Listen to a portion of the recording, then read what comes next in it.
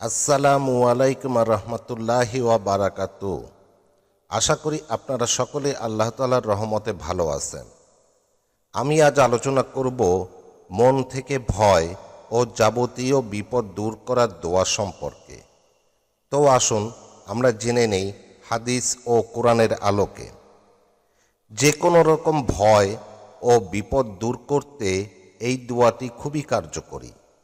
নিয়মিত এই দোয়াটি পাঠ করলে ইনশাল্লাহ যাবতীয় ভয় এবং বিপদ থেকে নিরপেক্ষ থাকতে পারবেন। দোয়াটি আমি ভিডিও স্ক্রিনে আরবিতে ও বাংলা উচ্চারণ সহ দিয়ে দিয়েছি। দোয়াটির অর্থ হল, মহান ও মহাধৈর্যশীল আল্লাহ ছাড়া সত্য কোনো উপাস্য নেই। মহান আরশের রব আল্লাহ ছাড়া সত্য কোনো উপাস্য নেই। আসমানসমূহ ও জমিনের রব এবং মহান আরশের রব আল্লাহ ছাড়া কোনো সত্য উপাস্য নেই। কিভাবে আমল করবেন?